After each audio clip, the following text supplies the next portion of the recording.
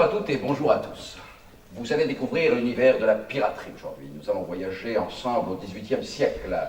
Oui, le siècle des grands voyageurs, des grands découvreurs, des premiers cartographes. Ah, attention, un spectacle avec quelques dangers, restez bien installés. Vous serez à certains moments sollicités. Donc on est au festival de Tournon, le festival national des humoristes, Oui. en compagnie de deux étranges personnages. Moi, avant de parler de vous, je voulais juste savoir si est-ce que vous habillez comme ça tous les jours ou si c'est juste le spectacle. Vous en doutez? Est-ce que vous êtes comme ça tous les jours? Non, nous avons le plaisir de nous costumer pour les représentations, mais c'est vrai que c'est agréable de porter d'autres vêtements que ceux du quotidien. Un peu chaud quand même sous la canicule. Alors aujourd'hui un peu chaud, surtout sous la projection de chaleur des lumières, mais c'est vrai que les matières modernes maintenant sont thermorégulées, donc du coup on transpire pas trop sous ces tenues. Alors Thierry Nadaleni, oui, créateur du spectacle Les Frères de la Course, en partenariat avec Philippe Fénieux. Philippe Fénieux. Voilà, c'est une coproduction, on va dire, entre deux compagnies basées en Ardèche. Absolu Théâtre. Oui. Et la compagnie Zinzoline. Et surtout, deviendrez-vous de vrais pirates.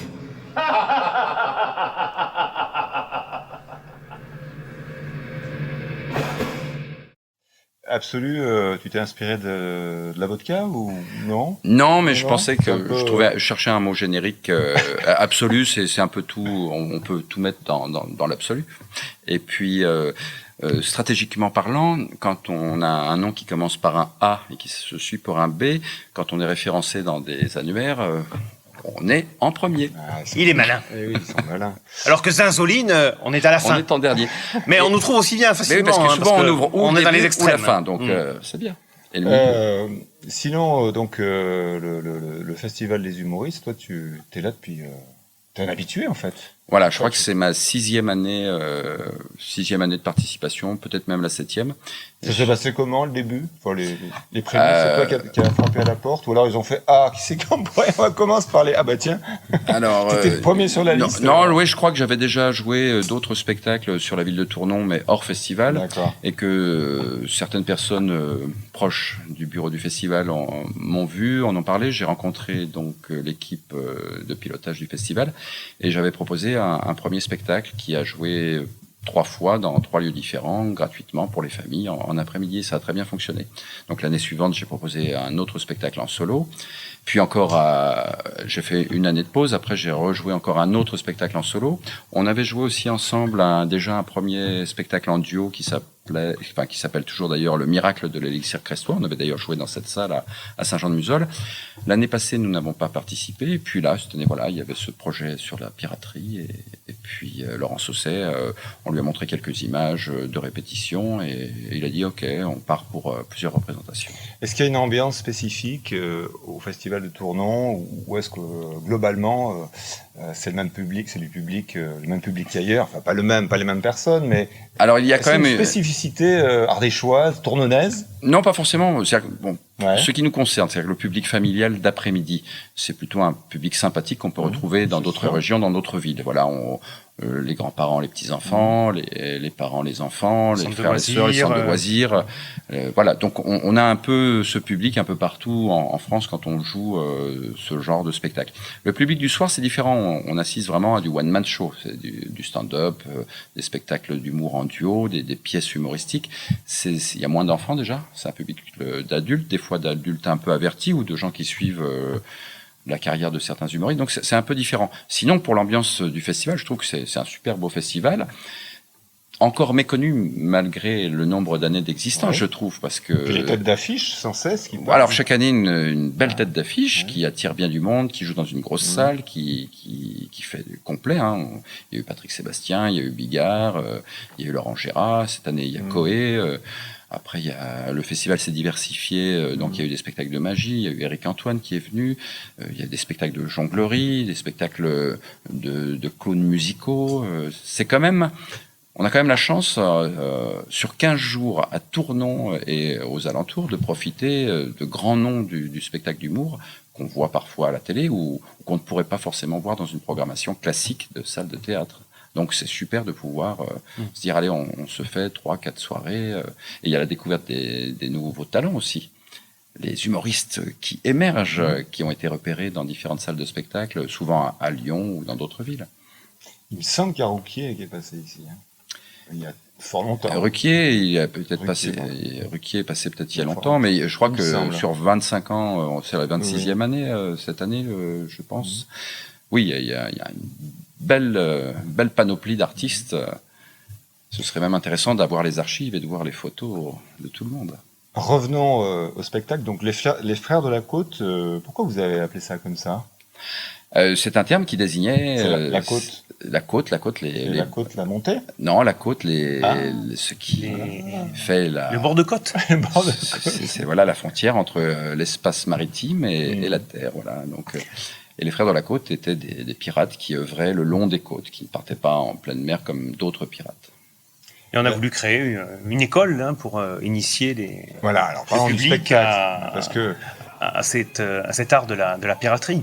Parce que c'est un art, la piraterie, un art de vivre aussi. Dans le spectacle, il y a beaucoup de choses. Bien sûr, c'est du théâtre, mais il y a aussi, justement, c'est un théâtre-école. Absolument. Ce que vous apprenez, c'est pas vraiment... Enfin, c'est une école assez étrange, quand même. C'est un peu dangereux. C'est l'école il y a même des... Alors, je vous assure, il y a même des vraies armes.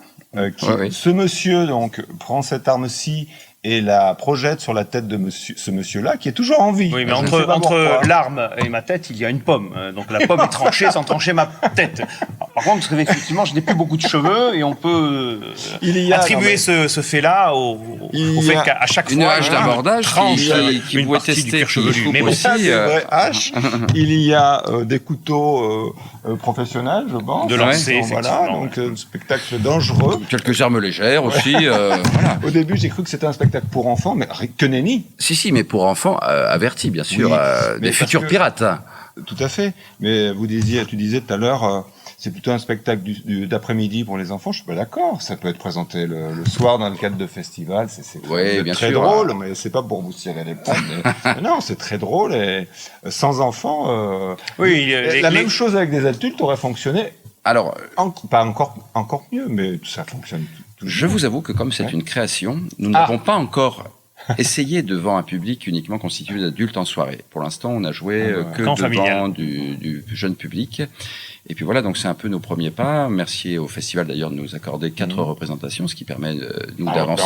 Les dates. Donc le lundi 24 août à 15h30 au sein de la TEP. La TEP atteint l'Ermitage. C'est un institut qui accueille des personnes ayant des problèmes divers et variés, psychologiques, sociaux, et donc il y a des éducateurs. Et c'est ouvert au tout public aussi. Mais c'est un lieu qui reste ouvert au public, au tout public. Donc les familles vont être présentes, les enfants, et monsieur et madame tout le monde peuvent aussi assister à la représentation qui, en cas de beau temps, se fera au sein du parc en plein air sur un podium. Et en cas de mauvais temps, dans le très beau théâtre qui existe déjà depuis la création du site, un théâtre à l'ancienne. Et ensuite, nous jouerons le mardi 25 août à 15h30 à Tournon, dans la cour du lycée. D'accord. À quelle heure ? 15h30. Voilà, pour les prochaines dates. Ensuite, ce spectacle va quitter l'Ardèche pour aller en Haute-Savoie, jouer vendredi 29 août au festival au Bonheur des Mômes, au Grand Bornand, qui est le plus grand festival européen de spectacle jeune public. Très bien. Voilà pour ce spectacle. Et puis bien sûr, si après ce reportage, il y a des salles de spectacle qui vous appellent, pas de problème. On se déplace partout, bien sûr. Comment vous êtes rencontrés les deux? Parce que j'imagine que vous avez dû sélectionner des acteurs qui auraient la dimension de pirate. Plus qu'une dimension de pirate, c'est une dimension amicale qui nous associe, une bonne entente, une fraternité, qui nous permet de nous comprendre assez aisément au sein d'un spectacle, au sein d'un fonctionnement. Une même longueur d'onde. Sur un spectacle il y a quelques années. Sur un bateau, je avec le théâtre de Mazade à Aubenas, on a monté un projet avec plusieurs compagnies. Et c'est à cette occasion qu'on a travaillé ensemble. Et puis, on s'était connus, parce que j'organise un festival chaque année qui s'appelle l'Enfance de l'Art, qui se déroule chez nous à Saint-Péret, à la Cacharde. Là, on accueille un peu plus de 3000 enfants. Et Thierry, Saint-Zoline, voilà. Et Thierry était venu jouer à quelques reprises, donc on se connaît depuis longtemps. Et puis, c'est vraiment à l'occasion de ce travail là, avec le théâtre de Mazade qu'on a un peu plus découvert. Et puis, on a eu envie de créer un premier spectacle pour enfants ensemble. Le miracle de l'élixir crestois, donc un spectacle plutôt moyenâgeux, on va dire. Oui, une fable. Sur l'époque, on est plutôt au XVe siècle. Là. Voilà. Et puis voilà, donc c'est vrai que, comme le dit Thierry, il y a, au-delà du travail, il y a aussi une amitié qui fait qu'on a envie de faire des choses ensemble. Très bien. Bah, puisqu'on a commencé à parler des compagnies, on peut continuer à en parler. Donc, Absolu, c'est toi, tu es seul et tu engages. Alors, je suis seul et je collabore avec d'autres compagnies, dont Zinzoline avec Philippe, mais aussi avec Création Internationale, une compagnie qui est plus portée sur le théâtre et les animations, on va dire, médiévales ou Renaissance. Et puis voilà, puis des projets ponctuels. Mais sinon, je crée mes spectacles en solo, qui tournent sous le nom d'Absolu Théâtre. Avec Philippe, voilà, ce sont des collaborations. Alors c'est ou Zinzoline ou Absolu Théâtre, tous les deux ensemble. Bon, voilà, c'est juste des histoires administratives ensuite. Et puis après, même Philippe peut être engagé par d'autres structures ou devenir chef de projet, avoir des commandes de mise en scène. On a eu l'occasion de travailler aussi sur du théâtre équestre cette année, avec les poneys des Halles à Cornas. Et voilà, donc c'est des aventures où différents milieux artistiques se retrouvent. Et il y a eu tu t'es occupé aussi de la féerie des eaux à Boussières. Voilà, Festival d'Images qui se déroule sur la communauté de communes Rhône-Crussol depuis 11 ans maintenant. Voilà, après ça peut être la présentation de soirées cabaret, l'organisation de soirées à thème sur la magie ou sur d'autres choses. Enfin, on a une activité vraiment très variée sur l'année. Très bien. En projet ou en date, à part donc ce spectacle Les Fleurs de la Côte. Alors il y a tout. Avec Absolu. Avec Absolu Théâtre, avec donc j'ai tourné beaucoup cet été avec 2 de mes spectacles en solo, Ragogi, Mitron du Roi et Fargoville, Négociant en mystère. En projet à venir, pour l'instant, en duo, rien de précis. On va déjà continuer à travailler ce spectacle sur la piraterie.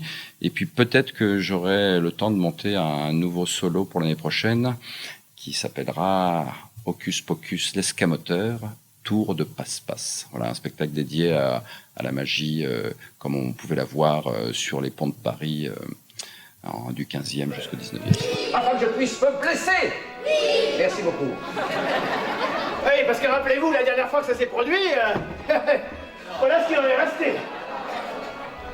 Dans ce spectacle, est-ce qu'on a un petit peu fait le tour, tu nous as brossé un peu tout ce que tu aimes, hein, parce qu'il y a beaucoup de choses quand même, la jonglerie. Le texte, l'humour, la jonglerie, la magie, voilà, c'est un peu mon univers, enfin c'est ce que j'aime bien mêler dans les créations spectacles. Donc plus l'humour que le drame. Oui, quoique le drame peut faire rire des fois. Oui, sauf on rigole bien de quelqu'un qui se casse la figure. Non, mais le déclenchement du rire, c'est assez particulier. Après, justement, Philippe m'apporte des parties de théâtre de gestes, de mime que je ne maîtrise pas. Et voilà, lui, c'est l'expressivité corporelle, c'est les mimiques, c'est les points fixes, les prises d'attitude. Ouais. Alors, Thierry, Zinzoline, tu peux... Et donc, Zinzoline, au départ, moi, je suis mime. J'ai été formé par un mime pendant plusieurs années. Donc, j'ai créé une compagnie qui s'appelait Patéphile en 1990, qui s'est transformée en compagnie Zinzoline en 98 quand on est arrivé sur Saint-Péret. Et donc, pendant 25 ans, on a créé des spectacles de mime avec l'envie qu'à chaque fois, les créations puissent aller à la rencontre d'autres arts. Donc, on a fait mime et théâtre, mime et magie, mime et danse contemporaine, mime et danse classique, mime et jonglerie, mime et musique. Enfin, voilà. Et ça, c'est vrai que ça a enrichi mon travail personnel pendant toutes ces années. Ce qui fait que j'ai des spectacles en solo de mime ou de pantomime pure. J'ai un spectacle autour de la grotte Chauvet qui est entre le mime, la danse contemporaine et la projection d'images. Puis on allait travailler avec Thierry qui mélange un peu différentes techniques et la parole, puisque là je suis plus acteur de théâtre qu'acteur mime. Bien que le corps soit à la base et que le mime soit à la croisée des arts, puisqu'il les côtoie tous. On a tous un corps, ce corps est expressif, et ensuite comment on va le déplacer, le mouvoir, et faire exprimer ce que l'on souhaite. Et donc avec Zinzoline, en cours, en projet ou prévu? En cours, tout ce que je viens de dire. Ouais. Je fais beaucoup de formations aussi à la communication, verbale, non verbale, pour des collégiens, des lycéens. J'interviens dans des écoles aussi pour accompagner des projets de création de spectacles avec les élèves en maternelle, primaire. Après, en spectacle à proprement parler, je réfléchis à un spectacle autour du mime et du conte. Voilà, en partant de contes traditionnels, voilà, donc soit ils seront dits en scène, soit enregistrés, enfin voilà. D'accord. Ça c'est un peu en gestation. Ça bouge. Voilà. Et puis après, la compagnie porte les 2 festivals dont je parlais, donc c'est vrai que c'est un gros travail aussi. Donc je suis pas seul, on a toute une équipe derrière nous, des personnes en secrétariat, à la technique, et puis après toutes les collaborations qu'on peut avoir, les liens que l'on a tissés pendant toutes ces années avec d'autres artistes qu'on fait travailler sur nos événements. Et puis on a parlé un peu du festival tout à l'heure. Moi, je veux juste saluer toutes les équipes qui travaillent bénévolement, toutes les personnes qui sont les petites mains de l'ombre là, mais qui font que ce type, quels que soient les festivals, mais bon, on peut le saluer aujourd'hui parce qu'il y a toute une équipe de jeunes, d'anciens. Il y a des enfants d'une dizaine d'années hier qui portaient les chaises, qui déroulaient les tapis, et ça, c'est vrai que ça donne déjà. Ça, c'est la magie de la vie, ça. De la force à un festival comme celui-là, parce que si on devait rémunérer tout le monde, ce serait très compliqué. Et ça crée vraiment un esprit aussi autour du festival, de gens qui sont passionnés par le théâtre, qui ont envie de partager des choses, qui ont envie de donner de leur temps. Et dans un monde comme le nôtre, c'est quand même sympa de pouvoir se rassembler autour du spectacle vivant pour partager ça, quoi. La vie, elle est là, quoi. Et c'est beau de voir ça et de saluer chaque année ces gens qui se mobilisent pour que ça réussisse. Bon, écoutez, très bien. Belle interview. Moi, j'ai envie de dire, de vous souhaiter vraiment longue vie à ce projet, parce que c'est pas très très évident que les 2 survivent quand on voit tout ce qui se passe. C'est un pari, hein. La vie est précaire, on la remet en jeu chaque jour. Merci de l'interview, merci pour les prises d'images, et puis au plaisir de se retrouver sur d'autres projets. Très bien. Venez nous voir à l'Enfance de l'Art l'année prochaine. Oui. Mais j'espère amener ma fille, 5 ans, la semaine prochaine. Là, Jeune pirate. Oui. Pirate, oui. Mais bon, je sais pas si je la laisserai monter. Non. Parce que si ça loupe, là, qu'il n'y ait plus de tête... oui, c'est dangereux quand même. Voilà. C'est formidable. Moi, je me suis beaucoup amusé. Vous m'avez entendu, je ris à volonté. Et voilà, il faut venir, il faut voir aussi, hein, puisque ça va être finalement diffusé avec votre autorisation sur notre petite chaîne. Avec plaisir. Donc, ciao, bye, et bon à vent. très bientôt, quoi. Bon vent, voilà.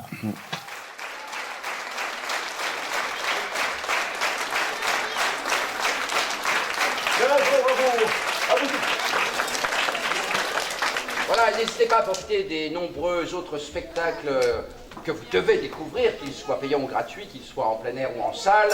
Bon festival, bonne fin d'été et longue vie! Longue vie! On ouvre les portes, on rallume